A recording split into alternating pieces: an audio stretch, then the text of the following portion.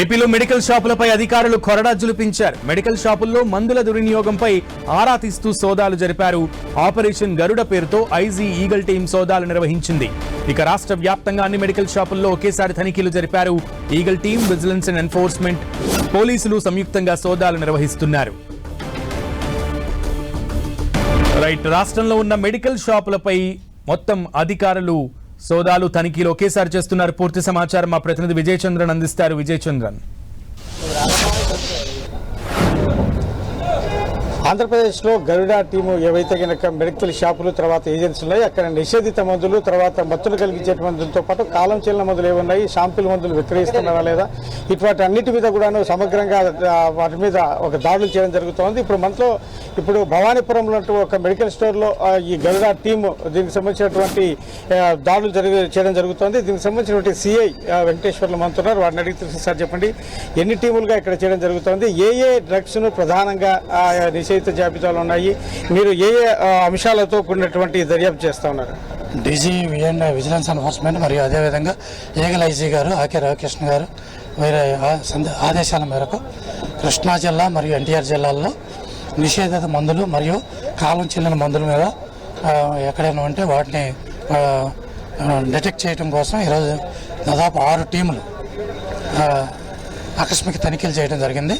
దాంట్లో భాగంగా భవానీపురంలో గోపాలకృష్ణ మెడికల్ షాప్ను కూడా చేయడం జరిగింది.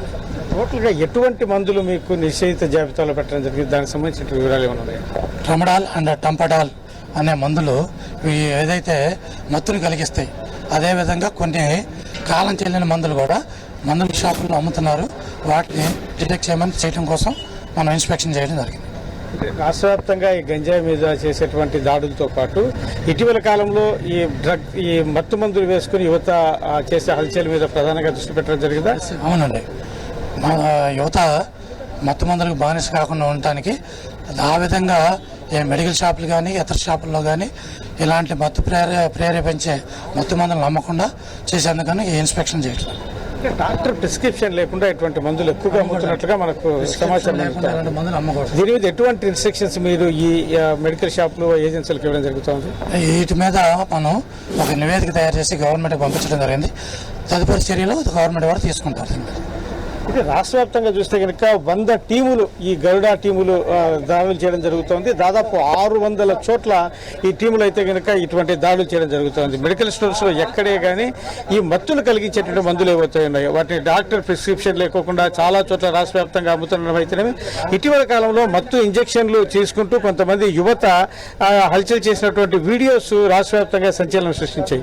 కాబట్టి ఈ మత్తు మందుతో ఇంజెక్షన్లు స్వయంగా వేసుకుంటూ వాళ్ళు మత్తుకు మరింత బానిస కావడం అయితేనేమి, పబ్లిక్ ఇబ్బందులు కలిగించడం, అనేకమైనటువంటి అఘాయిత్యాలకు పాల్పడము, వీటన్నిటి మీద దృష్టి పెట్టడం జరిగింది. ప్రధానంగా గంజాయి మీద దృష్టి పెట్టిన తర్వాత గంజాయిని అరికట్టే దిశగా ముందుకెళ్తా ఉంటే ఇప్పుడు ప్రధానంగా ఈ ఇంజెక్షన్స్ ఏవైతున్నాయో మత్తును కలిగించేవి వాళ్ళు స్వయంగా వేసుకునేటువంటి స్థాయికి ఎక్కువ ఉంటా ఉంది. అంతేకాకుండా మత్తును కలిగించేటువంటి అనేక రకాలైనటువంటి వాటిని పీల్చుకోవడము, తర్వాత వీటన్నిటి మీద అంటే కనుక వైటర్ లాంటివి కూడా మత్తును కలిగిస్తాయి. అవి కూడా ఎక్కువగా మనం చూస్తూ ఉంటాం. కాబట్టి వీటన్నిటి మీద దృష్టి పెట్టి అధికార యంత్రాంగము, గరుడ టీము ప్రధానంగా రాష్ట్ర వ్యాప్తంగా అనేకమైనటువంటి దాడులు చేస్తుంది. దాదాపు 600 చోట్ల దాడులు జరుగుతున్నట్లుగా మనకు సమాచారం అందుతా ఉంది. ఓకే విజయ్ చంద్రన్.